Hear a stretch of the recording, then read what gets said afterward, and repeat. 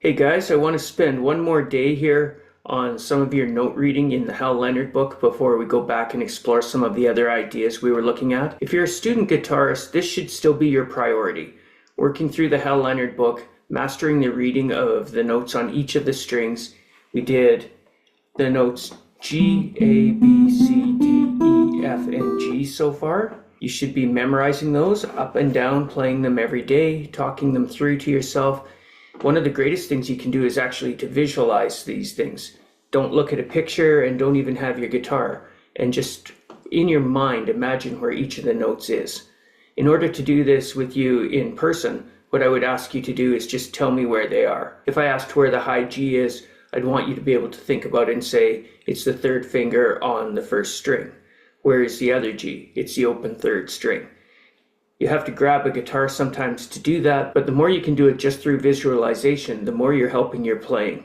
All of the other ideas that we've added in, learning the low string, finding where we can do power chords, applying those to different kinds of rock songs, even building up the larger chords and doing the Green Day style chords, those can all be additional items. They might be there to interest several of you, but others who are just really getting going on guitar from a student point of view should be working through the book systematically, getting good at every page, getting good at reading and naming the notes every time. This song is one of my favorites in the book. It's got a great melody, it's a lot of fun to play, and it's a lot of fun to teach. It's one of the few songs where very few people will say that they hate it. On that note, you don't hate any of the songs, you just can't do them yet. It's actually kind of an amusing but frustrating thing to have a student who's barely even touched a song like Ode to Joy say, I hate this one, and then start suggesting changes based upon the mistakes they've made and think sound somehow better than what Beethoven wrote. I try not to be too sarcastic at those times. You can just learn these songs and read them just strictly by brute force, read through every one of them. That's how I did all my guitar learning. I didn't memorize songs, I didn't practice them over and over again. I just played a song, turned the page, played another song, turned the page. I got quite good at reading on sight, but I wasn't really good at internalizing songs. One of my relative strengths as a beginner guitarist was as a decent reader, but that meant that I didn't actually repeat songs a lot and try to memorize them. When I got to college, there were students there who weren't really good readers, and I kind of thought it was humorous that it took them so long to learn a bar of music. They might read these first four notes and struggle over them, and then play them again, and then again and again before going on. After a while, I realized that what they were doing was memorizing the song bar by bar and internalizing it. Just to be clear, it wasn't orally. These were jazz standards that we were working on mostly. So you could take this like I would and just play it beginning to end, beginning to end, beginning to end, getting good at recognizing notes and encountering them one set at a time. But there's another way to work on this that I like. When you read a word like cat, you don't sound it out any longer. There was a time where you did. You C-A-T, cat. Same thing when we read our notes. We look at them one at a time. G, C, B, C. As you get familiar with patterns, and especially single songs, you'll glance at that bar and you'll know that's the G, C, B, C bar, without actually having to decipher every single note. This is part of what they mean when they talk about reading ahead. Don't worry about it, it's not something you can force to happen right away, but it is something, again, that we want to be aware of and just have in the back of our mind that it's an availability. Almost everybody, when they went to work on this song, would come back and they would have trouble with this bar. So over time, I decided I'm going to work that one out for them and sort of eliminate the problem that they're going to have. There's a couple of issues with that. One is they never realized that there was going to be a problem, so they don't realize that I've actually solved something for them. The other issue could be that sometimes we need to encounter difficulties, and we have to overcome them ourselves to learn better. I'm going to take that away from you in this song, though. Overall, though, be aware that in order to become a good guitarist or good at anything, and really even just to become a good human being, you need to do hard things. You need to encounter problems and overcome them. Part of learning guitar is that, and I'm doing you a tiny disservice here by trying to head off some of the problems in some of these songs. But on the other hand, what I want to do is open your eyes to the fact that songs are made of patterns. There are really nice compositional devices and repetitive elements in them that you want to be aware of fairly early. That'll help you to internalize the ideas and to actually become a better musician. So what I do in this song is I head off one of the issues right away, and I'll have people tell me these notes. This bar always turns out to be a difficult one for people. Physically, it's a little hard to accomplish, and just conceptually reading those notes is a little difficult. So I'd have you name them for me. And after you figured them out, you'd realize it's D-A-D. Now your next exercise, you should pause this to actually do these exercises. I'm talking about them in the abstract, but this is something you should actually be doing. So I'd ask the student, and I ask you, where else do you find this D-A-D? So you look over the song and you locate them. Here again, if you want to pause and do that, that would be great. I'm not going to waste the time though. I'll go ahead and show you. There's one at the end of the line there, and another here. Instead of writing D-A-D every time, I'm going to mark those bars so you can find them. So those are the D-A-D bars, or the DAD bars. You noticed we ran into those notes in Clair de la Lune yesterday. And I pointed out that you should be practicing them, that they're going to be tricky. That was in preparation not only for this song, but for your playing in general.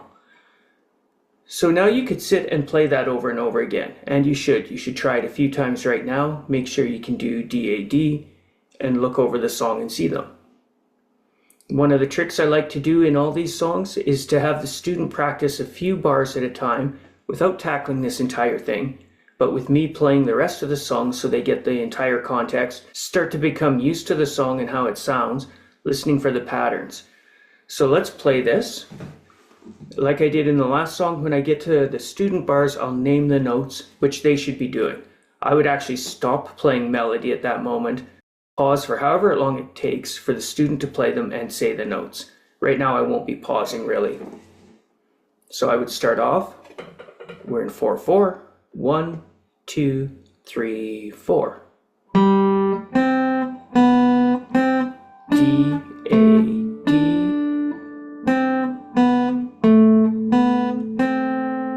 There's your bar again. Coming up now, D, A, D. I always catch myself right here, and I have a gain. These next two bars are easy. They're just E's, and it sounds like jingle bells. So right at this moment, I usually pause and tell the student, you can play those as well, so you're not bored waiting. So now your job are the E's. E, E, E, E, E, E. I take over. Maybe I give you this long E, and now I'm on this line. And here's your dad. D, A, D.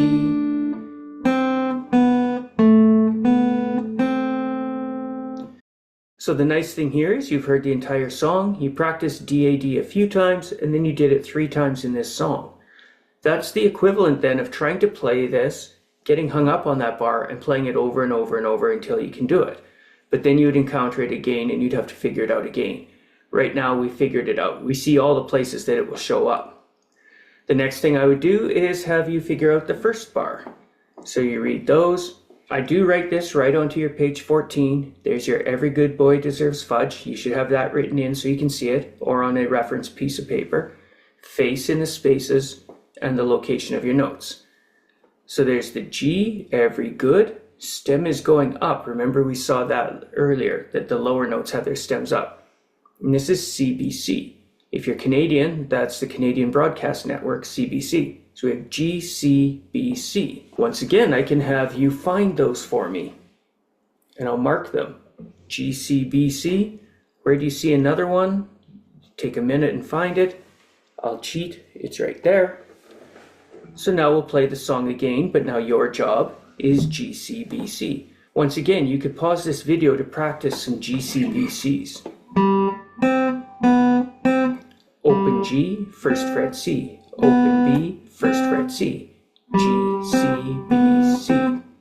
Now you're ready to go. I've got those bars marked off. That's all you get to play. But again, I'll give you those E's, the jingle bells sound when we get there. So you start 1, 2, 3, 4. Student G, C, B, C. I take over on the DAD.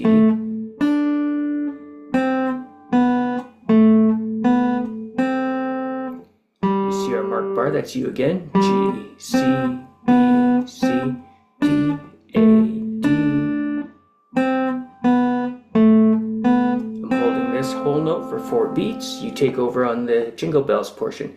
E, E, E, E, E, E. I'll take over. Sometimes I'll just stop now because I've run out of things for you to do in this. So rather than have you sit there and do nothing, we can start over and have you do another little bit. So now I would look at this. Tell me the next 5 notes. C, B, A, B, C. This time, as in other songs, we can see some scale work. C is 1 higher than B, which is 1 higher than A, and then we climb back up. So C, B, A, B, C. Once again, get ready to pause if you want to do this yourself, which you should. Where's another C, B, A, B, C? Good. Where's another? So then I would mark those. C, B, A, B, C, C, B, A, B, C. You can take a moment again to practice those. If you've been doing your scale, G, A, B, C, A, B, C. You know where those are. C, B, A, B, C. Now we play again. Once again, you're used to that bit. I'll play everything except the C, B, A, B, Cs, and those are yours. So, starting at the top, I'm not counting now. Here's my DAD. You take over on the arrow. C, B, A, B, C. I'll catch that low G.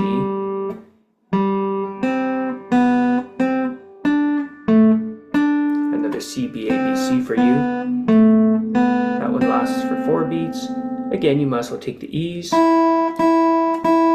more E's. I'll take over.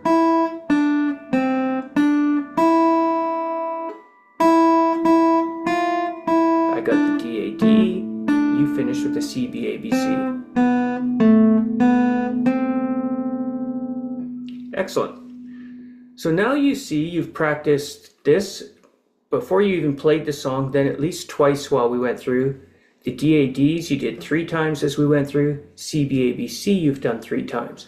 So that's like working on that first line 3 or 4 or 5 times over to get all those notes worked out. But rather than doing that, we've been able to hear the entire song in context. I've left out 1 or 2 things. After this C, there's that low open G on the 3rd string. We did our E's. We haven't done this little scale portion. You're probably pretty good at reading that. We should take a moment. I can pause. You can tell me the notes there. And you see that it's E, D, C, D, E. Identical to what's happening here. C, B, A, B, C, just up on a higher note. Then we have E's again, and this time they go up. E, E, F, E, down to the D, and we get our DAD. Sometimes I'll have one of those written into each bar. I might write in your G, C, B, C, and your C, B, A, B, C, just at the first, and then from then on you recognize them. So let's have a run through that now. This should be you playing the entire thing. At this point you've probably been doing it already if you're stopping and starting this video. I'll give you a chance to play the melody along with me now, and I'll name the notes all the way as you would. 1, 2, 3, 4. G, C, B, C, D, A, D, C, B, A, B, C, G. Here's G, C, B, C. You glance and see D, A, D. Now the arrow, C, B, A, B, C. This is probably how your brain's working. We have our E's now. Scale up and down. Next line, E's to F. A D, A, D. And we always finish with a C, B, A, B, C. As I've said many times, the intention is not to memorize it, but to be able to read in a glance what you're looking at. You spot this, and rather than ciphering every single note out of it, you glance at it and you see the pattern. There's my GCBC. So you're reading by shape, you're reading by recognition, but at times you actually will have to still step back and use your mnemonic systems. This is also a nice moment to start to inventory our chords. We have a lot of the chords that we've learned so far: C, D7, G7. We have E's, E7, and A minor. If you are a beginning student guitarist, those chords may not be in your wheelhouse yet, and then you wouldn't do them. But if you have worked them out, I would draw each one in the song where it's shown, and then you can start to work on them. I would not expect you to be able to play along on your chords yet, but you can see how they're going to be involved, and you can step back and practice them individually. Actually, let's say you're doing this C, and this D7, this G7. Oh, we got one of those A minors, and an E, and an E7. If you can't handle E7s and E's yet, then this song isn't really going to be a chorded one for you at the moment. But I do want to do a video where I talk about that and apply power chords to this. Sometimes I call them your emergency chords in songs that you don't know all the chords for. This is a fun one to attempt it on. So that'll be a second video. Here, let's play it one more time with chords and melody together. 1, 2, 3, 4. D, A, D. C, B, A, B, C. An extra G string. Phrase starts again. D, A, D.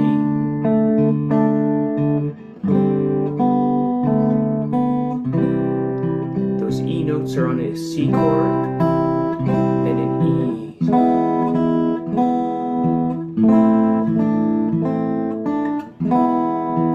C chord at the bottom line. D, A, D.